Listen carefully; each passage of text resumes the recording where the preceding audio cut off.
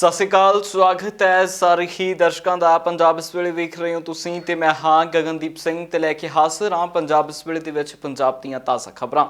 ਸਭ ਤੋਂ ਪਹਿਲਾਂ ਸਿੱਧਾ ਰੁਖ ਕਰਾਂਗੇ। ਅੱਜ ਦੀਪ ਸਿੱਧੂ ਦੀ ਪੇਸ਼ੀ ਸੀ। ਦਿੱਲੀ ਦੀ 30 ਹਜ਼ਾਰੀ ਕੋਰਟ ਦੇ ਵਿੱਚ ਦੀਪ ਸਿੱਧੂ ਦੀ ਪੇਸ਼ੀ ਸੀ। ਦੱਸ ਦਈਏ ਕਿ 12 ਤਰੀਕ ਦੇ ਉੱਤੇ ਜਿਹੜੀ ਪੇਸ਼ੀ ਸੀ, ਇਸ ਦੇ ਵਿੱਚ ਦੀਪ ਸਿੱਧੂ ਦੀ ਜ਼ਮਾਨਤ ਦੇ ਉੱਤੇ ਚਰਚਾ ਹੋਣੀ ਸੀ, ਪਰ ਇਹ ਚਰਚਾ ਦੀਪ ਸਿੱਧੂ ਦੇ ਨਾਲ ਆਨਲਾਈਨ ਹੀ ਹੋਈ ਹੈ। ਭਾਵ ਕਿ ਦੀਪ ਸਿੱਧੂ ਨੂੰ ਕੋਰੋਨਾ ਮਹਾਮਾਰੀ ਦੇ ਚੱਲਦਿਆਂ ਕੋਰਟ ਦੇ ਵਿੱਚ ਪੇਸ਼ ਨਹੀਂ ਹੋਣ ਦਿੱਤਾ ਗਿਆ, ਬਲਕਿ ਆਨਲਾਈਨ ਇਹ ਪੇਸ਼ੀ ਹੋਈ ਹੈ, ਜਿਸ ਪੇਸ਼ੀ ਦੇ ਵਿੱਚ ਹੁਣ ਅਗਲੀ ਤਰੀਕ ਦੀਪ ਸਿੱਧੂ ਨੂੰ ਮਿਲ ਚੁੱਕੀ ਹੈ। ਦੱਸਦੀ ਕਿ ਫੈਸਲਾ ਹੋਣਾ ਹੈ 15 ਤਰੀਕ ਦੇ ਲਈ। ਇਹ ਫੈਸਲਾ ਸੁਰੱਖਿਅਤ ਰੱਖ ਲਿਆ ਗਿਆ ਹੈ। ਅੱਜ ਸਾਰੀਆਂ ਵਿਚਾਰ ਚਰਚਾਵਾਂ ਇਸ ਕੇਸ ਦੇ ਵਿੱਚ ਹੋ ਚੁੱਕੀਆਂ ਨੇ। 15 ਤਰੀਕ ਨੂੰ ਫੈਸਲਾ ਦਿੱਲੀ ਦੀ 30 ਹਜ਼ਾਰੀ ਕੋਰਟ ਨੇ ਦੇਣਾ ਹੈ, ਜਿਸ ਦੇ ਵਿੱਚ ਦੀਪ ਸਿੱਧੂ ਨੂੰ ਜ਼ਮਾਨਤ ਮਿਲਦੀ ਹੈ ਜਾਂ ਨਹੀਂ ਮਿਲਦੀ, ਇਸ ਬਾਰੇ ਚਰਚਾ ਹੋ ਜਾਣੀ ਹੈ ਕਿ ਆਖਰਕਾਰ ਦੀਪ ਸਿੱਧੂ ਇਸ ਮਾਮਲੇ ਦੇ ਵਿੱਚ ਕਦੋਂ ਜੇਲ੍ਹ ਦੇ ਵਿੱਚੋਂ ਬਾਹਰ ਆ ਰਹੇ ਨੇ। ਇਸ ਨੂੰ ਲੈ ਕੇ ਸਿੱਧਾ ਚੱਲਦੇ ਹਾਂ। ਸਾਡੇ ਪੱਤਰਕਾਰ ਕਮਲ ਕਾਂਸਲ ਮੌਜੂਦ ਨੇ ਦਿੱਲੀ ਦੇ ਵਿੱਚ। ਉਹਨਾਂ ਦੇ ਵੱਲੋਂ ਵਿਸ਼ੇਸ਼ ਤੌਰ ਦੇ ਉੱਤੇ ਇਸ ਮਾਮਲੇ ਦੇ ਉੱਤੇ ਚਰਚਾ ਕੀਤੀ ਗਈ ਹੈ ਕਿ ਕੁਝ ਹਾਲਾਤ ਸੀ ਉਸ ਵਕਤ ਕੋਰਟ ਦੇ ਵਿੱਚ ਅਤੇ ਕਿਹੋ ਜਿਹੇ ਆਰਗੂਮੈਂਟ ਹੋਏ ਨੇ। ਇਹ ਸਾਰਾ ਕਮਲ ਕਾਂਸਲ ਹੋਣਾ ਤੋਂ ਜਾਣਦੇ ਹਾਂ। ਕਮਲ, ਕਿਹੋ ਜਿਹੇ ਜਿਹੜੇ ਆਰਗੂਮੈਂਟ ਇਸ ਦਿਨ ਦੇ ਉੱਤੇ ਰਹੇ ਨੇ ਤੇ अगली तारीख जो मिली है उस दिन की कुछ हो सकता है? बिल्कुल अपने दर्शकों को था जिस सिद्धू का मामला आज की कोर्ट में था, और कोर्ट में जिस तरीके से आज सुबह करीब 12 बजे के आसपास सुनवाई हुई है, और इस सुनवाई में जिस तरीके से दिल्ली पुलिस की तरफ से जो है दिल्ली पुलिस ने एक जमानत का विरोध किया। उन्होंने कहा है कि दीप सिद्धू से अभी जो है पूछताछ चल रही है, और अभी ऐसे में अगर जमानत दी जाती है तो कहीं ना कहीं सबूतों के साथ छेड़छाड़ हो सकती है। और साथ ही साथ दिल्ली पुलिस की तरफ से कहा है कि हमने इनकी कई इंटरव्यू वीडियो देखी है जिसमें दीप सिद्धू कहते हुए नजर आ रहा है कि हमें लाल किले पर जाना है और वहां पर जो निशान साहिब है उसका झंडा जो है फहराना है। इन कई मामलों को लेकर जो है आज जो कोर्ट के अंदर दिल्ली पुलिस के वकील ने जो है ये सब चीजें रखी है, तो अब इनकी जमानत पर जो है फैसला सुरक्षित रख लिया गया है, और अब इसकी सुनवाई जो है 15 तारीख को होगी। तो अगर पिछली सुनवाई की बात करें तो पिछली सुनवाई पर जो है दीप सिद्धू के वकील ने जो है कई तथ्य कोर्ट के सामने रखे थे। उन्होंने कहा था कि जिस तरीके से 26 जो जनवरी में जिस तरीके से स्पीच हुई है वो सिर्फ उन्होंने एक आम आदमी की तरह की, ना कि एक किसान नेता की तरह, क्योंकि वो किसान नेता नहीं है, वो एक आम नागरिक है। इसका के साथ उन्होंने कहा था कि जिस तरीके से जो अगर 26 जनवरी का जो वीडियो में लाल किले पर जो दीप सिद्धू को देखा गया है, निशान साहिब का झंडा फहराने के लिए युवराज सिंह को प्रेरित किया गया है, तो ये सारी चीजें जो है सामने रखी है। और 26 जनवरी को दीप सिद्धू ने एक इंटरव्यू में कहा था कि बैरिकेडिंग तोड़कर आए थे, हम बैरिकेडिंग से नहीं डरते। तो ये सारी चीजों को जो है तथ्यों को जो 30 जारी कोर्ट है उसके सामने रखा गया, और अब जो फैसला है वो सुरक्षित रख लिया गया है, और अब इस फैसले पर जो डिसीजन है वो 15 अप्रैल को शाम 5 बजे आएगा। ਉਧਰ ਕੇਂਦਰ ਅਤੇ ਕਿਸਾਨਾਂ ਦੀ ਮੀਟਿੰਗ ਜਲਦ ਹੋ ਸਕਦੀ ਹੈ। ਇਸ ਦੀਆਂ ਚਰਚਾਵਾਂ ਲਗਾਤਾਰ ਤੂਲ ਫੜਦੀਆਂ ਜਾ ਰਹੀਆਂ ਨੇ। ਇਹਨਾਂ ਚਰਚਾਵਾਂ ਦੇ ਵਿੱਚ ਹੀ ਭਾਜਪਾ ਆਗੂ ਦਾ ਵੱਡਾ ਬਿਆਨ ਆਇਆ। ਭਾਜਪਾ ਆਗੂ ਹਰਜੀਤ ਗਰੇਵਾਲ ਨੇ ਬਿਆਨ ਦਿੰਦਿਆਂ ਕਿਹਾ ਕਿ ਸਰਕਾਰ ਹਰ ਵਕਤ ਗੱਲਬਾਤ ਕਰਨ ਦੇ ਲਈ ਤਿਆਰ ਹੈ ਤੇ ਜਦੋਂ ਵੀ ਕਿਸਾਨ ਆਗੂ ਸੁਹਿਰਦ ਹੋ ਕੇ ਗੱਲਬਾਤ ਕਰਨਾ ਚਾਹਣ ਤਾਂ ਉਹ ਸਰਕਾਰ ਦੇ ਨਾਲ ਬੈਠ ਕੇ ਗੱਲਬਾਤ ਕਰ ਸਕਦੇ ਨੇ। ਪ੍ਰਪੋਜ਼ਲ ਤਾਂ ਪਹਿਲਾਂ ਵੀ ਆਉਂਦੇ ਰਹਿੰਦੇ ਆ, ਅਲੱਗ-ਅਲੱਗ ਲੋਕ ਵੀ ਕੋਸ਼ਿਸ਼ ਕਰਦੇ ਰਹਿੰਦੇ ਆ ਕਿ ਇਹ ਗੱਲ ਖਤਮ ਹੋਵੇ। ਜਿਹੜੇ ਕਿਸਾਨ ਦੇ ਹਿੱਤ 'ਚ ਨੇ, ਦੇਸ਼ ਹਿੱਤ 'ਚ ਨੇ, ਸਰਕਾਰ ਦਾ ਵੀ ਹਿੱਤ ਚਾਹੁੰਦੇ ਆ, ਕਾਨੂੰਨ ਦਾ ਰਾਜ ਚਾਹੁੰਦੇ ਆ, ਉਹ ਕੋਸ਼ਿਸ਼ ਕਰਦੇ ਆ ਕਿ ਇਹ ਜਿਹੜੀ ਕਿਸਾਨਾਂ ਤੇ ਸਰਕਾਰ 'ਚ ਟਕਰਾਓ ਆ ਇਹ ਖਤਮ ਹੋਣਾ ਚਾਹੀਦਾ। ਪਰ ਕੁਛ ਲੋਕ ਉਸ ਨੂੰ ਖਤਮ ਨਹੀਂ ਹੋਣ ਦੇਣਾ ਚਾਹੁੰਦੇ। ਆਖਰ ਗੱਲ ਕੀ ਆ ਜਾਂਦੀ ਹੈ, ਪ੍ਰਪੋਜ਼ਲ ਆ ਕੇ ਸਾਰੀ, ਤੇ ਉਸ ਤੋਂ ਬਾਅਦ ਦੋ ਤਿੰਨ ਦਿਨ ਬਾਅਦ ਕਹਿੰਦੇ ਆ ਕਿ ਕਾਨੂੰਨ ਰਿਪੀਲ ਕਰੋ। ਸਰਕਾਰ ਨੇ ਕਿਹਾ ਕਿ ਉਸ ਤੋਂ ਬਿਨਾਂ ਜੋ ਵੀ ਗੱਲਾਂ ਹੋ ਸਕਦੀਆਂ ਨੇ ਉਹ ਕਰਨ ਨੂੰ ਤਿਆਰ ਆ, ਜੋ ਕਿਸਾਨ ਦੀਆਂ ਮੁਸ਼ਕਲਾਂ ਨੇ ਉਹਨੂੰ ਹੱਲ ਕਰਨ ਲਈ ਤਿਆਰ ਆ। ਅਤੇ ਮੈਂ ਸਮਝਦਾ ਕਿ ਕਿਸਾਨ ਲੀਡਰਾਂ ਨੂੰ ਵੀ ਸੁਹਿਰਦ ਹੋਣਾ ਚਾਹੀਦਾ। ਪ੍ਰਧਾਨ ਮੰਤਰੀ ਜੀ ਔਰ ਸਾਡੀ ਸਰਕਾਰ, ਜਿਹੜਾ ਕਿਸਾਨ ਸੜਕਾਂ 'ਤੇ ਬੈਠਾ ਜੈਨੂਨ ਕਿਸਾਨ, ਉਹਦੀ ਰਿਸਪੈਕਟ ਕਰਦੇ ਆ, ਔਰ ਇਹ ਕਹਿੰਦੇ ਆ ਕਿ ਉਹ ਜਿਹੜਾ ਕਿਸਾਨ ਆ ਉਸ ਦੀ ਇੱਜ਼ਤ ਹੋਣੀ ਚਾਹੀਦੀ ਹੈ, ਰਿਸਪੈਕਟ ਹੋਣੀ ਚਾਹੀਦੀ ਹੈ, ਉਹ ਘਰਾਂ ਨੂੰ ਜਾਣਾ ਚਾਹੀਦਾ, ਉਹਦੀਆਂ ਗੱਲਾਂ ਮੰਨੀਆਂ ਜਾਣੀਆਂ ਚਾਹੀਦੀਆਂ। ਸਰਕਾਰ ਇਹਦੇ ਲਈ ਤਿਆਰ ਆ, ਪਰ ਕਿਸਾਨ ਲੀਡਰ ਇਹਦੇ 'ਚ ਰੇੜਕਾ ਪਾਉਂਦੇ ਆ, ਕਾਨੂੰਨ ਰੱਦ ਕਰੋ, ਰਿਪੀਲ ਕਰੋ, ਇਸ ਕਰਕੇ ਰੁਕ ਜਾਂਦਾ। ਉਧਰ ਕੇਂਦਰ ਕਿਸਾਨ ਮੀਟਿੰਗ ਦੇ ਉੱਤੇ ਕਾਂਗਰਸ ਦੇ ਆਗੂ ਰਾਜਕੁਮਾਰ ਵੇਰਕਾ ਦਾ ਵੀ ਪ੍ਰਤੀਕਰਮ ਹੈ। ਰਾਜਕੁਮਾਰ ਵੇਰਕਾ ਨੇ ਭਾਜਪਾ ਸਰਕਾਰ ਦੇ ਉੱਤੇ ਤਿੱਖੇ ਸਿਆਸੀ ਹਮਲੇ ਕੀਤੇ ਨੇ। भाई मुझे लगता है कि केंद्र सरकार को, हरियाणा सरकार को कोरोना की तो चिंता है, लेकिन किसानों की कोई चिंता नहीं है। जिस तरीके से हरियाणा के गृह मंत्री ने कहा है कि इनसे बात करो, दूसरी बात में उन्होंने ये कहा है कि कोरोना का इनसे खतरा है कि भैया आपको कोरोना से डर लगता है, लेकिन उनकी फसलें नस्लें तबाह हो रही है, उनके बारे में आपको कोई विचार नहीं है। हम ये चाहते हैं कि कोरोना महामारी से भी निपटा जाए, किसानों की बात भी सुनी जाए, और वो परेशान है और आप मुंह चढ़ा रहे हो। आप नरेंद्र तोमर जी बार बार मुंह चढ़ा करके कहते हो बात करनी है तो आ जाओ, आपके अंदर अहंकार इस बात के लिए बोलता है। आप कहते हो कि आंदोलन खत्म करके आओ, आप कहते हो कि खेती कानून वापस नहीं होंगे, ये सोच करके आओ, तो फिर आपके पास आना किस लिए है? और आज भी हम मांग करते हैं कि ये खेती कानून रद्द करो। रद्द करने के बाद केंद्र सरकार दोबारा कानून बनाए, किसानों को विश्वास में लेकर बनाए, ताकि देश के अंदर सरकार के प्रति, देश के प्रति विश्वास बढ़ सके। आज किसानों को बेच विश्वासी है, किसान घबराया हुआ है, डरा हुआ है। उनका डर खत्म तभी हो सकता है जब ਕਾਨੂੰਨ ਰੱਦ ਹੋ। ਉਧਰ ਈਡੀ ਦੀ ਰੇਡ ਮਾਮਲੇ ਦੇ ਵਿੱਚ ਸੁਖਪਾਲ ਸਿੰਘ ਖਹਿਰਾ ਵੀ ਦਿੱਲੀ ਪਹੁੰਚੇ ਹੋਏ ਨੇ। ਸੁਖਪਾਲ ਸਿੰਘ ਖਹਿਰਾ ਦੇ ਵੱਲੋਂ ਦਿੱਲੀ ਦੇ ਵਿੱਚ ਪਹੁੰਚ ਕੇ ਈਡੀ ਮਾਮਲੇ ਦੇ ਵਿੱਚ ਆਪਣਾ ਪੱਖ ਰੱਖਿਆ ਜਾ ਰਿਹਾ ਹੈ। ਇਸ ਮਾਮਲੇ ਦੇ ਵਿੱਚ ਉਹਨਾਂ ਨੇ ਗੱਲਬਾਤ ਮੀਡੀਆ ਦੇ ਨਾਲ ਵੀ ਕੀਤੀ ਹੈ ਕਿ ਕੁਝ ਉਹਨਾਂ ਦੇ ਘਰ ਦੇ ਵਿੱਚੋਂ ਈਡੀ ਨੂੰ ਮਿਲਿਆ, ਇਸ ਦੇ ਉੱਤੇ ਗੱਲਬਾਤ ਉਹਨਾਂ ਨੇ ਵਿਸਥਾਰ ਦੇ ਨਾਲ ਕੀਤੀ ਹੈ। ਸੁਣਦੇ ਹਾਂ ਸੁਖਪਾਲ ਸਿੰਘ ਖਹਿਰਾ ਕੀ ਕਹਿ ਰਹੇ ਨੇ। देखो ईडी ने ਜਿਹੜਾ ਸਾਡੇ ਖਿਲਾਫ ਉਹ 100% ਪੋਲੀਟੀਕਲੀ ਮੋਟੀਵੇਟਡ ਕੇਸ ਹੈ। ਸਾਰੀ ਦੁਨੀਆ ਜਾਣਦੀ ਕਿ ਮੈਂ ਤਾਂ ਬੇਇਨਸਾਫੀ ਦੇ ਖਿਲਾਫ ਲੜਦਾ, ਮੈਂ ਮਾਫੀਆ ਦੇ ਖਿਲਾਫ ਲੜਦਾ। ਜਸਟ ਬਿਕੋਜ਼ ਮੈਂ ਲੀਡਰ ਆਫ ਆਪੋਜੀਸ਼ਨ ਹੁੰਦਿਆਂ ਉਸ ਵਕਤ ਜਿਹੜਾ ਮਾਈਨਿੰਗ ਸਕੈਂਡਲ ਵਿੱਚ ਰਾਣੀ ਗੁਰਜੀਤ ਨੂੰ ਅਸਤੀਫਾ ਦੇਣਾ ਪਿਆ ਸੀਗਾ, ਮੇਰਾ ਨਾਮ ਉਹ NDPS ਦੀ ਉਸ FIR ਵਿੱਚ 2017 ਚ ਇੰਪਲੀਕੇਟ ਕੀਤਾ ਗਿਆ, ਜਿਸ FIR ਨੂੰ ਹੁਣ ਈਡੀ ਨੇ ਚੱਕਿਆ। I have nothing to do. ਮੈਂ ਨਾ ਕਦੀ ਕੋਈ ਬੇਨਾਮੀ ਜਾਇਦਾਦ ਬਣਾਈ ਆ, ਨਾ ਮੇਰੇ ਕੋਲ ਕੋਈ ਬੇਨਾਮੀ ਅਕਾਊਂਟ ਆ, ਨਾ ਮੇਰੇ ਕੋਲ ਕੋਈ ਫਰਜ਼ੀ ਪਾਸਪੋਰਟ ਆ। ਔਰ ਇਹ ਸਾਰੀਆਂ ਗੱਲਾਂ ਸਾਬਤ ਵੀ ਹੋਈਆਂ ਜਦੋਂ ਈਡੀ ਨੇ ਰੇਡ ਕੀਤਾ 9 ਮਾਰਚ ਨੂੰ ਮੇਰੇ ਘਰਾਂ ਦੇ ਵਿੱਚ। ਉਹਨਾਂ ਨੂੰ ਉੱਥੇ ਕੁਝ ਵੀ ਇਨਕ੍ਰਿਮੀਨੇਟਿੰਗ ਨਹੀਂ ਮਿਲਿਆ। ਔਰ ਕਿਉਂਕਿ ਹੁਣ ਉਹ ਪੋਲੀਟੀਕਲ ਲੜਾਈ ਹੈ, ਇਸ ਕਰਕੇ ਉਸ ਕੇਸ ਨੂੰ ਜਾਣਬੁੱਝ ਕੇ ਲੰਬਾ ਲੈ ਕੇ ਜਾਣਗੇ, ਔਰ ਹੋ ਸਕਦਾ 22 ਦੀਆਂ ਇਲੈਕਸ਼ਨਾਂ ਤੱਕ ਲੈ ਕੇ ਜਾਣ। ਪਰ ਕਿਉਂਕਿ ਮੈਂ ਗਲਤ ਨਹੀਂ ਕੁਝ ਕੀਤਾ ਜ਼ਿੰਦਗੀ ਦੇ ਵਿੱਚ, ਔਰ ਮੈਨੂੰ ਪਤਾ ਵਾ ਕਿ ਉਹ ਮੇਰਾ ਵਾਹਿਗੁਰੂ ਪਰਮਾਤਮਾ ਜਾਣਦਾ, ਤੇ ਉਹ ਮੇਰੇ ਨਾਲ ਹੈ, ਕੁਦਰਤ ਨਾਲ ਹੈ। ਔਰ ਪੰਜਾਬ 'ਚ ਬਾਹਰ ਵਸਦੇ ਲੋਕ ਜਿਹੜੇ ਨੇ ਉਹ ਮੇਰੇ ਲਈ ਮੇਰੀ ਸ਼ੁਭਕਾਮਨਾ ਦੇ ਨਾਲ ਖੜੇ ਨੇ, ਮੇਰੇ ਲਈ ਅਰਦਾਸ ਕਰਦੇ, ਔਰ ਅਲਟੀਮੇਟਲੀ ਜਿਹੜੀ ਜਿੱਤ ਹੈ ਉਹ ਸੱਚ ਦੀ ਆਵੇਗੀ। ਉਧਰ ਕੋਟਕਪੂਰਾ ਬਾਬੁਲ ਕਲਾਂ ਕਾਂਡ ਦੇ ਉੱਤੇ ਬਣਾਈ ਗਈ SIT ਦੀ ਰਿਪੋਰਟ ਖਾਰਜ ਹੋਣ ਤੋਂ ਬਾਅਦ ਲਗਾਤਾਰ ਕੈਪਟਨ ਅਮਰਿੰਦਰ ਸਿੰਘ ਦੇ ਨਾਲ ਪੰਜਾਬ ਦੇ ਐਡਵੋਕੇਟ ਜਨਰਲ ਦੇ ਉੱਤੇ ਸਵਾਲ ਚੁੱਕੇ ਜਾ ਰਹੇ ਨੇ, ਤੇ ਨਾਲ ਹੀ ਇਸ ਮਾਮਲੇ ਦੇ ਵਿੱਚ ਹੁਣ ਰਲੀ ਮਿਲੀ ਸਿਆਸਤ ਹੋਣ ਦੇ ਵੀ ਇਲਜ਼ਾਮ ਲੱਗ ਰਹੇ ਨੇ। ਇਸ ਮਾਮਲੇ ਦੇ ਵਿੱਚ ਰਾਜਕੁਮਾਰ ਵੇਰਕਾ ਦਾ ਪ੍ਰਤੀਕਰਮ ਆਇਆ। ਰਾਜਕੁਮਾਰ ਵੇਰਕਾ ਦਾ ਕਹਿਣਾ ਹੈ ਕਿ ਕਿਸੇ ਵੀ ਧਿਰ ਨੂੰ ਇਸ ਮਾਮਲੇ ਦੇ ਵਿੱਚ ਖੁਸ਼ ਨਹੀਂ ਹੋਣਾ ਚਾਹੀਦਾ, ਕਿਉਂਕਿ ਹਜੇ ਜਾਂਚ ਖਤਮ ਨਹੀਂ ਹੋਈ ਹੈ। ਥੋੜਾ ਸਮਾਂ ਜ਼ਰੂਰ ਲੱਗੇਗਾ, ਪਰ ਦੋਸ਼ੀਆਂ ਨੂੰ ਸਜ਼ਾ ਜ਼ਰੂਰ ਮਿਲੇਗੀ। ਬਈ ਕੇਂਦਰ ਦੀ ਸਰਕਾਰ ਪਹਿਲੇ ਬਚਾਉਂਦੀ ਰਹੀ ਹੈ ਬਾਦਲ ਪਰਿਵਾਰ ਨੂੰ। ਅੱਜ ਹੈਰਾਨਗੀ ਇਸ ਗੱਲ ਦੀ ਹੈ ਕਿ ਬਾਦਲ ਪਰਿਵਾਰ ਇਸ ਲਈ ਖੁਸ਼ ਹੋ ਰਿਹਾ ਕਿ ਪਹਿਲੇ ਅਸੀਂ ਕੇਂਦਰ 'ਚ ਸਾਜ਼ਿਸ਼ ਕਰਕੇ ਬਚ ਗਏ, ਹੁਣ ਹਾਈ ਕੋਰਟ ਦੇ ਵਿੱਚ ਜਿਹੜਾ ਕੇਸ ਗਿਆ ਹੈ ਉਹ ਕੇਸ ਦੇ ਵਿੱਚ ਦੁਬਾਰਾ ਸਿੱਟ ਬਣਾਉਣ ਦਾ ਆਰਡਰ ਹਾਈ ਕੋਰਟ ਨੇ ਕਰ ਦਿੱਤਾ ਹੈ। ਭਾਈ ਇਹ ਕੇਸ ਖਤਮ ਨਹੀਂ ਹੋਇਆ, ਤੁਹਾਨੂੰ ਬਰੀ ਨਹੀਂ ਕੀਤਾ, ਤੁਸੀਂ ਦੋਸ਼ ਮੁਕਤ ਨਹੀਂ ਹੋਏ, ਦੋਸ਼ੀ ਰਹਿੰਦਾ ਹੈ। ਔਰ ਇਹ ਇਨਸਾਫ ਇਹ ਡਿਲੇ ਜ਼ਰੂਰ ਹੋਇਆ ਹੈ, ਇਨਸਾਫ ਮਰਿਆ ਨਹੀਂ, ਔਰ ਦੋਸ਼ੀ ਜਲਦੀ ਸਲਾਖਾਂ ਦੇ ਪਿੱਛੇ ਹੋਣਗੇ, ਔਰ ਤੁਹਾਨੂੰ ਬਹੁਤਾ ਖੁਸ਼ ਹੋਣ ਦੀ ਲੋੜ ਨਹੀਂ ਹੈ। ਇਸ ਮਾਮਲੇ ਦੇ ਵਿੱਚ ਸੁਖਪਾਲ ਸਿੰਘ ਖਹਿਰਾ ਵੀ ਪਿੱਛੇ ਨਹੀਂ ਰਹੇ। ਸੁਖਪਾਲ ਸਿੰਘ ਖਹਿਰਾ ਨੇ ਅਕਾਲੀ ਦਲ ਅਤੇ ਭਾਜਪਾ ਦੇ ਉੱਤੇ ਰਲੇ ਮਿਲੇ ਹੋਣ ਦੇ ਇੱਕ ਵਾਰ ਫਿਰ ਤੋਂ ਦੋਸ਼ ਲਾਏ ਨੇ। ਉਹਨਾਂ ਦਾ ਕਹਿਣਾ ਹੈ ਕਿ ਅੰਦਰ ਖਾਤੇ ਪੰਜਾਬ ਦੇ ਵਿੱਚ 2022 ਦੀਆਂ ਚੋਣਾਂ ਵੀ ਇਕੱਠੇ ਹੀ ਲੜਨਗੇ।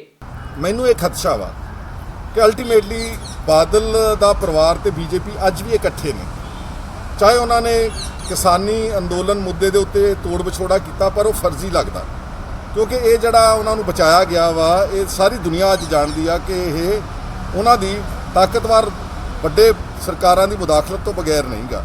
ਔਰ ਮੈਂ ਇਹ ਵੀ ਕਹਿ ਸਕਦਾ ਵਾਂ ਕਿ ਆਉਣ ਵਾਲੀਆਂ ਜਿਹੜੀਆਂ 2022 ਦੀਆਂ ਇਲੈਕਸ਼ਨਾਂ ਜਾਂ ਤਾਂ ਬਾਦਲ ਦਲ ਤੇ BJP ਇਕੱਠੇ ਲੜੇਗੀ, ਨਹੀਂ ਤਾਂ ਸਿੱਧੇ ਤੌਰ ਤੇ ਜ਼ਰੂਰ ਇਕੱਠੇ ਹੋ ਕੇ ਲੜਨਗੇ। ਇਨਡਾਇਰੈਕਟ ਅਲਾਇੰਸ ਹੋਵੇਗਾ ਕਿ ਜਿੱਥੇ ਪਿੰਡਾਂ ਦੇ ਵਿੱਚ BJP ਦੇ ਕੋਲ ਕੋਈ ਉਮੀਦਵਾਰ ਨਹੀਂ, ਕਿ ਤੁਸੀਂ ਆਪਣੇ ਕੇਡਰ ਨੂੰ ਫੂਕ ਮਾਰ ਦੇਣੀ ਕਿ ਤੁਸੀਂ ਵੋਟਾਂ ਜਿਹੜੀਆਂ ਬਾਦਲ ਨੂੰ ਪਾ ਦਿਓ, ਤੇ ਜਿੱਥੇ ਸ਼ਹਿਰਾਂ ਦੇ ਵਿੱਚ ਬਾਦਲ ਵਾਲਿਆਂ ਦੇ ਕੋਲ ਕੋਈ ਕੈਂਡੀਡੇਟ ਨਹੀਂ, ਉਹ ਕਹਿਣਗੇ ਫੂਕ ਮਾਰ ਦੇਣਗੇ ਆਪਣੇ ਕੇਡਰ ਨੂੰ ਕਿ ਤੁਸੀਂ BJP ਨੂੰ ਵੋਟ ਪਾ ਦਿਓ। This is a indirect alliance which is 100% going to take place. ਇਸ ਕਰਕੇ ਇਹਨਾਂ ਦਾ ਐਕਸਪੋਜ਼ਰ ਹੋਇਆ ਇਸ ਫੈਸਲੇ ਨਾਲ। ਜੇ ਸੁਖਬੀਰ ਬਾਦਲ ਸਮਝਦਾ ਨਾ ਕਿ ਮੈਂ ਜਾਂ ਉਹ ਛਾਤੀ ਚੌੜੀ ਤਾਣ ਕੇ ਕਹਿ ਰਹੇ ਕਿ ਅਸੀਂ ਬਰੀ ਹੋ ਗਏ, ਉਹ ਇੱਥੋਂ ਦੀਆਂ ਅਦਾਲਤਾਂ ਵਿੱਚ ਬਰੀ ਹੋ ਸਕਦੇ, ਲੇਕਿਨ ਉਸ ਅਕਾਲ ਪੁਰਖ ਵਾਹਿਗੁਰੂ ਦੀ ਅਦਾਲਤ ਵਿੱਚ ਕਦੀ ਬਰੀ ਨਹੀਂ ਹੋਣਗੇ, ਕਿਉਂਕਿ ਉਹ ਦੋਸ਼ੀ ਨੇ। ਔਰ ਗੁਰੂ ਗ੍ਰੰਥ ਸਾਹਿਬ, ਜੇ ਇਹਨਾਂ ਲੋਕਾਂ ਨੇ ਬੇਅਦਬੀਆਂ ਨਹੀਂ ਕੀਤੀਆਂ ਤੇ ਇਹਨਾਂ ਲੋਕਾਂ ਨੇ ਗੋਲੀਆਂ ਨਹੀਂ ਚਲਾਈਆਂ, ਫਿਰ ਕਿਹਨੇ ਚਲਾਈਆਂ ਵਾ? ਕੌਣ ਜ਼ਿੰਮੇਵਾਰ ਹੈ? ਪੱਛਮੀ ਬੰਗਾਲ ਦੇ ਵਿੱਚ ਚੋਣ ਪ੍ਰਚਾਰ ਦੇ ਦਰਮਿਆਨ ਤ੍ਰਿਣਮੂਲ ਕਾਂਗਰਸ ਦੇ ਇੱਕ ਉਮੀਦਵਾਰ ਦੇ ਵੱਲੋਂ SC/ST ਭਾਈਚਾਰੇ ਦੇ ਖਿਲਾਫ ਕੁਝ ਅਜਿਹੀਆਂ ਟਿੱਪਣੀਆਂ ਕੀਤੀਆਂ ਗਈਆਂ ਜਿਸ ਨੂੰ ਇਤਰਾਜ਼ਜਨਕ ਮੰਨਿਆ ਜਾ ਰਿਹਾ ਹੈ। ਦੱਸਦੀ ਹੈ ਕਿ ਇਸੇ ਮਾਮਲੇ ਦੇ ਵਿੱਚ ਭਾਜਪਾ ਦਾ ਇੱਕ ਵਫਦ, ਜਿਸ ਵਫਦ ਦੇ ਵਿੱਚ ਦੁਸ਼ਯੰਤ ਗੌਤਮ ਦੇ ਨਾਲ ਹੰਸ ਅਤੇ ਸੀਨੀਅਰ ਆਗੂ ਭਾਜਪਾ ਦੇ ਮੌਜੂਦ ਰਹੇ ਨੇ, ਜਿਨ੍ਹਾਂ ਦੇ ਵੱਲੋਂ SC/ST ਕਮਿਸ਼ਨ ਦੇ ਚੇਅਰਪਰਸਨ ਵਿਜੇ ਸਾਂਪਲਾ ਨੂੰ ਆਪਣਾ ਮੰਗ ਪੱਤਰ ਦਿੱਤਾ ਗਿਆ ਹੈ ਅਤੇ ਉਸ TMC ਦੇ ਉਮੀਦਵਾਰ ਦੇ ਉੱਤੇ ਕਾਰਵਾਈ ਦੀ ਮੰਗ ਕੀਤੀ ਹੈ। ਗੱਲ ਹੈ ਜੀ, ਕੱਲ ਇਲੈਕਸ਼ਨ ਕਮਿਸ਼ਨ ਗਏ ਸੀ, ਅੱਜ SC ਕਮਿਸ਼ਨ ਚੇਅरपर्सन साहब ਨੂੰ मिले हैं। तृणमूल कांग्रेस बंगाल में एक प्रत्याशी या उम्मीदवार उन्हें दलितों के बारे बड़े अपशब्द बोले, भिखारी तक कह दिता कि सुभाविक तौर पर वो बड़ी भैड़ी गल है, क्योंकि ये तो मूल निवासी है, ये तो कभी रूलर से की होया। मैं तो कहना उन्हें दबे कुचले नहीं, दबाए गए आ, पछड़े नहीं पछाड़े गए आ। और बाबा साहब की सोच नूं मनण वाले लोगों को ये बड़ा भैड़ा लगा। बाबा साहब भीमराव अंबेडकर साहब ने समझाया भी सी इस मुल्क नूं कि लोग कौन है, डिस्क्रिमिनेशन छड्डो, लेकिन अजे टाइम लगेगा, मेरा ख्याल टाइम लगेगा। तो मैं वो अपनी जी उन्हों की शिकायत नूं सैक्रटरी साहब नूं भेजिया और डायरैक्टर साहब नूं भी उसकी कॉपी भेजी है और उन्होंने पूछा कि ये की होना चाहिए, तो उन्होंने ये दसिया है कि ये असीं नोटिस भेजांगे, क्योंकि हाले तो हुणे ऑर्डर किए, इस करके नोटिस की कॉपी तुहानूं दोपहर तो बाद तक उपलब्ध हो जाएगी। और असीं उहदे च चीफ सैक्रटरी नूं भी जिहड़ा नोटिस भेजांगे, DG साहब नूं भी नोटिस भेजांगे और नाल जिहड़ा चीफ इलैक्शन कमीशन नूं भी, क्योंकि चुनावों के दौरान होया, चुनाव की मंच तो होया और उन्हों की देख रेख होया, इस करके चीफ इलैक्शन कमीशन भी और चीफ इलैक्शन ऑफिसर जो स्टेट का होंदा उन्होंने भी असीं नोटिस भेजांगे। तृणमूल कांग्रेस ने वेस्ट बंगाल के अंदर 10 साल शासन करने के बाद में स्वभाव से दलित भिखारी है, इसके अगेंस्ट हमने कमीशन में कहा है कि उन पर कार्रवाई की जानी चाहिए और IPC के अनुसार उन पर कार्रवाई की जाएगी। और ऐसे इलेक्शन कमीशन भी उन पर संज्ञान लेगा कि तृणमूल कांग्रेस की साथ साथ दिखाई देता है कि उनकी मानसिकता किस प्रकार की है। ਇੱਕ ਪਾਸੇ ਜਿੱਥੇ ਕਰੋਨਾ ਮਹਾਮਾਰੀ ਤੇ ਵੱਧਦੇ ਪ੍ਰਕੋਪ ਦੇ ਦਰਮਿਆਨ ਪੰਜਾਬ ਸਰਕਾਰ ਦੇ ਵੱਲੋਂ ਬੀਤੇ ਦਿਨੀ ਪੰਜਾਬ ਦੇ ਵਿੱਚ ਵੱਡੀਆਂ ਸਿਆਸੀ ਸਭਾਵਾਂ ਅਤੇ ਇਕੱਠਾਂ ਦੇ ਉੱਤੇ ਰੋਕ ਲਗਾ ਦਿੱਤੀ ਗਈ ਸੀ, ਪਰ ਇਸੇ ਦਰਮਿਆਨ ਇੱਕ ਅਜਿਹੀਆਂ ਤਸਵੀਰਾਂ ਮੁੱਲਾਂਪੁਰ ਦਾਖਾਂ ਤੋਂ ਸਾਹਮਣੇ ਆਈਆਂ ਨੇ ਜਿੱਥੇ ਵੱਡਾ ਇਕੱਠ ਕੀਤਾ ਗਿਆ ਤੇ ਸਿਆਸਤ ਦੀ ਵੀ ਇਸ ਦੇ ਵਿੱਚ ਸ਼ਮੂਲੀਅਤ ਸੀ। ਦੱਸਦੇ ਕਿ ਮੁੱਲਾਂਪੁਰ ਦਾਖਾਂ ਦੇ ਵਿੱਚ ਬੱਸ ਸਟੈਂਡ ਦਾ ਉਦਘਾਟਨ ਕੀਤਾ ਜਾਣਾ ਸੀ, ਜਿਸ ਮੌਕੇ ਦੇ ਉੱਤੇ कैप्टन संदीप संधू ਅਤੇ ਸੀਨੀਅਰ ਕਾਂਗਰਸੀ ਆਗੂ ਅਤੇ ਕੈਬਨਿਟ ਮੰਤਰੀ ਮੌਜੂਦ ਰਹੇ ਨੇ। ਇਸ ਦਰਮਿਆਨ ਵੱਡਾ ਇਕੱਠ ਹੋਇਆ ਨਜ਼ਰ ਆਇਆ। ਜਦੋਂ ਮੀਡੀਆ ਨੇ ਇਸ ਬਾਬਤ ਸਵਾਲ ਕੀਤੇ ਤਾਂ ਉਹਨਾਂ ਦਾ ਕਹਿਣਾ ਸੀ ਕਿ ਲੋਕ ਆਪ ਮੁਹਾਰੇ ਆਏ ਨੇ ਤੇ ਖੁਸ਼ੀ ਵੇਖਦਿਆਂ ਲੋਕ ਇੱਥੇ ਪਹੁੰਚੇ ਨੇ। ਸਰ, ਸਭ ਤੋਂ ਪਹਿਲਾਂ ਮੈਂ ਸਾਰੀ ਪ੍ਰੈਸ ਦਾ ਧੰਨਵਾਦ ਕਰਦਾ, ਤੁਸੀਂ ਸਾਰਿਆਂ ਨੇ ਸਮਾਂ ਕੱਢ ਕੇ ਇੱਥੇ ਆ ਕੇ ਅੱਜ ਜਿਹੜਾ ਆਧੁਨਿਕ ਆਪਾਂ ਮਾਡਰਨ ਬੱਸ ਸਟੈਂਡ ਦਾ ਜਿਹੜਾ ਨੀਂਹ ਪੱਥਰ ਰੱਖ ਕੇ ਗਏ ਹੈਗੇ ਆ ਸਾਡੇ ਲੋਕਲ ਬਾਡੀਜ਼ ਮਿਨਿਸਟਰ, ਤੁਸੀਂ ਸਾਰਿਆਂ ਨੇ ਉਹਨੂੰ ਕਵਰ ਕੀਤਾ, ਤੁਹਾਡਾ ਮੈਂ ਜਿੱਥੇ ਧੰਨਵਾਦ ਕਰਦਾ। ਉੱਥੇ ਮੈਂ ਵਿਸ਼ੇਸ਼ ਤੌਰ 'ਤੇ ਦਾਖਾ ਹਲਕੇ ਨੂੰ ਔਰ ਮੁੱਲਾਂਪੁਰ ਵਾਸੀਆਂ ਨੂੰ ਵਧਾਈ ਦਿੰਦਾ ਕਿ ਬਹੁਤ 50-60 ਸਾਲ ਪੁਰਾਣੀ ਜਿਹੜੀ ਇਹ ਡਿਮਾਂਡ ਸੀਗੀ ਇਹ ਅੱਜ ਉਹ ਪੂਰੀ ਹੋਈ ਹੈ, ਉਹਨੂੰ ਬੂਰ ਪਿਆ ਹੈਗਾ ਔਰ ਉਸ ਦੀ ਸ਼ੁਰੂਆਤ ਹੋਣ ਜਾ ਰਹੀ ਹੈ। ਨਾਲ ਨਾਲ ਅੱਜ ਸਾਡੀ ਕੋਸ਼ਿਸ਼ ਇਹੀ ਰਹੀ ਹੈਗੀ ਹੈ ਕਿ ਜਿਵੇਂ ਤੁਸੀਂ ਵੀ ਧਿਆਨ 'ਚ ਲਿਆਂਦਾ ਕਿ ਅਸੀਂ ਜੇ ਤੁਸੀਂ ਸੀਟਿੰਗ ਅਰੇਂਜਮੈਂਟ ਵੀ ਦੇਖੋਗੇ ਔਰ ਉੱਤੇ ਵੀ ਦੇਖੋਗੇ, ਸਾਡੀ ਕੋਸ਼ਿਸ਼ ਇਹੀ ਸੀ ਕਿ 100-150 ਸਿਰਫ ਬੰਦੇ ਹੈਗੇ, 100 ਦੀ ਅਸੀਂ ਪਰਮਿਸ਼ਨ ਸੀ, ਉਸ ਹਿਸਾਬ ਨਾਲ 15 ਜਣੇ ਦਾ ਅਸੀਂ ਉੱਤੇ ਰੱਖਿਆ ਸੀ। ਸਾਡੀ ਕੋਸ਼ਿਸ਼ ਇਹ ਸੀ ਕਿ ਜਿਹੜੇ ਨਿਯਮ ਹੈਗੇ ਇਹਨਾਂ ਸਾਰਿਆਂ ਦੀ ਪਾਲਣਾ ਹੋਵੇ। ਪਰ ਅੱਜ ਇਹ ਕਿਉਂਕਿ ਮਾਹੌਲ ਕੁਦਰਤ ਵੱਲੋਂ, ਕਿਉਂਕਿ 60-70 ਸਾਲ ਪੁਰਾਣੀ ਜਿਹੜੀ ਚੀਜ਼ ਜਿਹੜੀ ਅੱਜ ਤੱਕ ਬਣੀ ਨਾ ਹੋਵੇ, ਜਦੋਂ ਉਹ ਬਣ ਜਾਂਦੀ ਇੱਕ ਲੋਕਾਂ 'ਚ ਉਤਸ਼ਾਹ ਆ ਜਾਂਦਾ, ਜਿਸ ਲਈ ਉਸ ਲਈ ਅਸੀਂ ਮਾਫੀ ਵੀ ਮੰਗਦੇ ਹਾਂ ਕਿ ਕਿਤੇ ਨਾ ਕਿਤੇ ਉੱਥੇ ਕਮੀ ਰਹੀ ਹੋਗੀ। ਨਾਲ ਨਾਲ ਅਸੀਂ ਸਾਰਿਆਂ ਦਾ ਧੰਨਵਾਦ ਔਰ ਤੁਹਾਡਾ ਵਿਸ਼ੇਸ਼ ਤੌਰ 'ਤੇ ਸਾਰਿਆਂ ਦਾ ਧੰਨਵਾਦ ਕਰਦੇ ਹਾਂ ਕਿ ਤੁਸੀਂ ਇਸ ਈਵੈਂਟ ਨੂੰ ਕਵਰ ਕੀਤਾ। ਕੋਈ ਹਜ਼ਾਰਾਂ ਨਾਲ ਨਹੀਂ ਮੈਂ ਦੇਖ ਕੇ ਆਇਆ, ਉਹਨਾਂ ਸੋਸ਼ਲ ਡਿਸਟੈਂਸ ਪੂਰਾ ਕ੍ਰੀਏਟ ਕੀਤਾ ਹੈ। ਇੱਕ ਬੱਸ ਸਟੈਂਡ ਦਾ ਉਦਘਾਟਨ ਕੋਈ ਪੋਲੀਟੀਕਲ ਰੈਲੀ ਦੀ 70 ਗਿਣਤੀ ਤਾਂ ਹਜ਼ਾਰਾਂ ਦੀ ਹੈਗੀ ਹੈ ਨਹੀਂ ਕੋਈ ਹਜ਼ਾਰਾਂ ਦਾ ਕੀ, ਹਜ਼ਾਰ ਵੀ ਹੈ ਨਹੀਂ ਜੀ। ਤੁਸੀਂ ਕਾਊਂਟ ਕਰ ਲਓ, ਅਸੀਂ ਤਾਂ ਦੇਖ ਕੇ ਆਏ। ਚਲੋ 300 ਦਾ ਉੱਥੇ ਕੁਰਸੀ ਲੱਗੀ ਹੋਈ ਹੈ ਜੀ, ਪੂਰੀ ਸੋਸ਼ਲ ਡਿਸਟੈਂਸ ਲੱਗੀ ਹੋਈ ਹੈ। ਹਾਂਜੀ ਪਰਮਿਸ਼ਨ ਜਿਹੜੀ ਆ 100 ਜਣੇ ਦੇ ਇਕੱਠ ਦੀ ਆ। ਇਨਡੋਰ 50 ਆਊਟਡੋਰ 100 ਜਿਹੜਾ ਕਈ ਵਾਰੀ ਪਬਲਿਕ ਇਕੱਠੀ ਹੋ ਜਾਂਦੀ ਹੈ, ਅਸੀਂ ਚੈੱਕ ਕਰ ਲੈਂਦੇ। ਪਰ ਅੱਜ ਦਾ ਜਿਹੜਾ ਖੁਸ਼ੀ ਦਾ ਮੌਕਾ ਸੀਗਾ, ਲੋਕਾਂ ਨੂੰ ਬਥੇਰਾ ਸਮਝਾਉਣ ਦੀ ਗੱਲ ਹੈ, ਪਰ ਲੋਕ ਇਹ ਜਿਹੜਾ ਠਾਠਾ ਮਾਰਦਾ ਇਕੱਠ ਸੀਗਾ, ਇਸ ਖੁਸ਼ੀ ਲਈ ਨਿਕਲਿਆ ਕਿ ਇਹਨਾਂ ਦੇ ਸ਼ਹਿਰ ਦੇ ਵਿੱਚ ਕਈ ਸਾਲਾਂ ਬਾਅਦ ਜਿਹੜੀ ਲੋੜ ਸੀ ਉਹ ਪੂਰੀ ਹੋ ਰਹੀ ਹੈ। ਉਧਰ ਪੰਜਾਬ ਦੇ ਵਿੱਚ ਕਣਕ ਦੀ ਖਰੀਦ ਸ਼ੁਰੂ ਹੋਇਆਂ ਸਰਕਾਰੀ ਤੌਰ ਦੇ ਉੱਤੇ 2 ਦਿਨ ਹੋ ਚੁੱਕੇ ਨੇ। ਪੰਜਾਬ ਦੀਆਂ ਮੰਡੀਆਂ ਦੇ ਵਿੱਚ ਕਿਸਾਨ ਪਹੁੰਚ ਰਹੇ ਨੇ, ਟਰਾਲੀਆਂ ਪਹੁੰਚ ਰਹੀਆਂ ਨੇ ਤੇ ਇਸ ਮੌਕੇ ਦੇ ਉੱਤੇ ਕਰੋਨਾ ਮਹਾਮਾਰੀ ਦੇ ਚੱਲਦਿਆਂ ਕਿਹੋ ਜਿਹੇ ਪ੍ਰਬੰਧ ਪ੍ਰਸ਼ਾਸਨ ਅਤੇ ਮੰਡੀ ਬੋਰਡ ਦੇ ਵੱਲੋਂ ਕੀਤੇ ਗਏ ਨੇ ਉਹ ਵੀ ਜਾਣਦੇ ਹਾਂ ਤੇ ਕਿਸਾਨ ਕਿਹੋ ਜਿਹੀਆਂ ਮੁਸ਼ਕਲਾਂ ਦੇ ਵਿੱਚੋਂ ਗੁਜ਼ਰ ਰਹੇ ਨੇ ਉਹ ਵੀ ਸੁਣਦੇ ਹਾਂ। ਸਿੱਧੀ ਅਦਾਇਗੀ ਨਹੀਂ ਹੋਣੀ ਚਾਹੀਦੀ, 8 ਦਿਨ ਦੀ ਹੋਣੀ ਚਾਹੀਦੀ। ਜਿਹੜੇ 100 ਸਾਲ ਦਾ ਸਿਸਟਮ ਚੱਲ ਰਿਹਾ ਉਹ ਚੱਲਣਾ ਚਾਹੀਦਾ। ਨੁਕਸਾਨ ਕੀ ਹੈ ਤੁਹਾਨੂੰ ਸਿੱਧੀ ਅਦਾਇਗੀ ਦਾ, ਕਿਉਂ ਨਹੀਂ ਹੋਣੀ ਚਾਹੀਦੀ? ਅਸੀਂ ਲੈਣ ਦੇਣ ਚੱਲਦਾ ਸਾਡਾ 8 ਦਿਨ, ਫਿਰ ਪੈਸੇ ਲੈਣ ਕਿੱਦਾਂ ਹੋਊਗਾ? ਸਾਡਾ ਆੜਤੀਆਂ ਦੇ ਬਗੈਰ ਸਰਦਾ ਨਹੀਂ ਜੀ, ਸਾਡਾ ਇਹਨਾਂ ਦੇ ਥਰੂ ਹੋਣੀ ਚਾਹੀਦੀ ਹੈ। ਸਾਡੀ ਇੱਥੇ ਹੀ ਨਵੀਂ 13 ਦੀ ਤੈਅ ਕੀਤੀ ਗਈ ਹੈ। 13 ਤੋਂ ਉੱਪਰ ਅਸੀਂ ਵਾਪਸ ਕਰਦੇ ਆ ਟਰਾਲੀਆਂ ਤੇ ਜਿਹੜੇ ਥੱਲੇ ਆਉਂਦੀਆਂ ਉਹਨੂੰ ਅਸੀਂ ਅੰਦਰ ਐਂਟਰ ਕਰਦੇ ਆ। ਬਾਕੀ ਕਰੋਨਾ ਦੀ ਇਹ ਹੈ ਜੀ, ਅਸੀਂ ਸੈਨੀਟਾਈਜ਼ਰ ਦੇ ਰਹੇ ਆ ਜੀ, ਮਾਸਕ ਦੇ ਰਹੇ। ਬਾਕੀ ਇੱਧਰ ਪਾਣੀ ਦੀ ਟੈਂਕੀ ਹੈ ਜੀ, ਜਿਹੜਾ ਵੀ ਜ਼ਿਮੀਂਦਾਰ ਆਉਂਦਾ ਜੀ ਉਹਨਾਂ ਦੇ ਅਸੀਂ ਹੱਥ ਧੋਆਉਂਦੇ ਆ ਜੀ, ਤੇ ਸਾਬਣ ਵਗੈਰਾ ਰੱਖਿਆ ਵਾ ਤੇ ਮਾਸਕ ਵਗੈਰਾ ਲਗਾ ਕੇ ਹੀ ਅੰਦਰ ਐਂਟਰ ਕਰਨੇ ਦਿੰਦੇ ਆ। ਕਿਸਾਨਾਂ ਨੂੰ ਜਿਹੜੀ ਦੇਗੀ ਹੈ ਉਹ 48 ਘੰਟਿਆਂ ਦੇ ਵਿੱਚ ਹੈਗੀ ਆ ਤੇ 72 ਘੰਟੇ ਦੇ ਵਿੱਚ ਹੈਗੀ ਲਿਫਟਿੰਗ ਵੀ ਮੰਡੀਆਂ ਦੇ ਵਿੱਚੋਂ ਕਣਕ ਜਿਹੜੀ ਲਿਫਟਿੰਗ ਕਰਵਾਈ ਜਾਵੇ। ਕਰੋਨਾ ਦੇ ਚੱਲਦੇ ਕੀ ਅਪੀਲ ਕਰਦੇ ਕਿਸਾਨਾਂ ਨੂੰ? ਕਿਸਾਨਾਂ ਦੇ ਚੱਲਣ ਦੇ ਖਾਸ ਇਹੀ ਅਪੀਲ ਕਰਦੇ ਆ ਕਿ ਵੀ ਆਪਣੇ ਮਾਸਕਾਂ ਦੇ ਨਾਲ ਇੱਕ ਟਰਾਲੀ ਤੇ ਇੱਕ ਹੀ ਬੰਦਾ ਆਵੇ ਤੇ ਆਪਣੇ ਸੈਨੀਟਾਈਜ਼ਰ ਨਾਲ ਹੱਥ ਧੋ ਕੇ ਅੰਦਰ ਐਂਟਰ ਕਰੇ ਮੰਡੀ ਦੇ ਵਿੱਚ, ਔਰ ਢੇਰੀ ਦੇ ਆਲੇ ਦੁਆਲੇ ਕੋਈ ਇਕੱਠ ਨਾ ਹੋਣ ਦਿੱਤਾ ਜਾਵੇ। ਰੋਪੜ ਦੇ ਵਿੱਚ ਆਪਣਾ ਕੱਲ੍ਹ ਖਰੀਦ ਸ਼ੁਰੂ ਹੋਈ ਆ ਤੇ CM ਨੇ ਆੜਤੀਆਂ ਨੂੰ ਭਰੋਸਾ ਦਿੱਤਾ ਹੈ ਵੀ ਤੁਹਾਡਾ ਜਿਹੜਾ 131 ਕਰੋੜ ਰੁਪਇਆ, 150 ਕਰੋੜ ਲੇਬਰ ਦੇ ਸਣਾ 150 ਕਰੋੜ ਰੁਪਇਆ ਪੰਜਾਬ ਦਾ ਜਿਹੜਾ ਵੀ ਇਹ ਸੋਮਵਾਰ ਤੁਹਾਡੇ ਖਾਤਿਆਂ ਦੇ ਵਿੱਚ ਹਰ ਹਾਲਤ ਪਾ ਦੂੰਗਾ। ਸਾਰੇ ਇਹਨਾਂ ਅਫਸਰ ਸਾਹਿਬਾਨ ਨੂੰ ਕਹਿ ਦਿੱਤਾ ਵੀ ਥੋੜ੍ਹੇ ਇੱਕ ਜਿਹੜਾ ਪਿਛਲਾ ਬਕਾਇਆ ਪੌਣੇ 2 ਸਾਲ ਦਾ ਰਹਿੰਦਾ ਹੈ ਝੋਨੇ ਦੇ ਸੀਜ਼ਨ ਦਾ 18-19 ਦਾ, ਵੀ ਉਹ ਥੋੜ੍ਹੀ ਪੇਮੈਂਟ ਸੋਮਵਾਰ ਤੁਹਾਡੇ ਖਾਤਿਆਂ 'ਚ ਪੈਣੀ ਸ਼ੁਰੂ ਹੋ ਜੂਗੀ ਹਰ ਹਾਲਤ। ਪਰ ਜੇ ਨਾ ਸਾਡੀ ਪੇਮੈਂਟ ਨਾ ਪਾਈ, ਇਹਦੇ ਵਿੱਚ ਸਾਡੇ ਆਗੂ ਸਾਹਿਬਾਨ, ਪੰਜਾਬ ਪ੍ਰਧਾਨ ਰਵਿੰਦਰ ਸਿੰਘ ਚੀਮਾ ਜੀ, ਤੇ ਇਹਦੇ ਪਰ ਫਿਰ ਦੁਬਾਰਾ ਹੜਤਾਲ ਹੋ ਸਕਦੀ ਆ। ਫਿਰ ਇਹਦਾ ਜ਼ਿੰਮੇਵਾਰੀ ਪ੍ਰਸ਼ਾਸਨ ਦੀ ਆ, ਸਰਕਾਰ ਦੀ ਹੋਊਗੀ।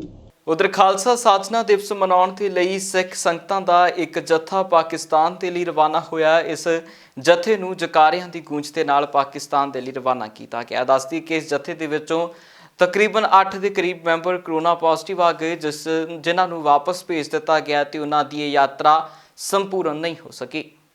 ਪਾਕਿਸਤਾਨ ਦੀ ਯਾਤਰਾ ਤੇ ਜਿਹੜੇ ਗੁਰਧਾਮ ਨੇ, ਗੁਰੂ ਨਾਨਕ ਦੇਵ ਜੀ ਉਹ ਸਿੱਖਾਂ ਦਾ ਉੱਥੇ ਜਨਮ ਸਥਾਨ ਹੀ ਇੱਕ ਤਰ੍ਹਾਂ ਦਾ, ਤੇ ਜਿਹੜਾ ਕੋਰੀਡੋਰ ਹੈ ਸਰਕਾਰ ਨੇ ਜਿਹੜਾ ਬੰਦ ਕੀਤਾ ਹੋਇਆ ਉਹ ਖੋਲ੍ਹ ਦੇਣਾ ਚਾਹੀਦਾ ਹੈ, ਕਿਉਂਕਿ ਉੱਥੇ ਗੁਰੂ ਨਾਨਕ ਦੇਵ ਜੀ ਨੇ ਸਭ ਤੋਂ ਲੰਮਾ ਸਮਾਂ ਬਿਤਾ ਕੇ ਖੇਤੀ ਕੀਤੀ ਹੈ।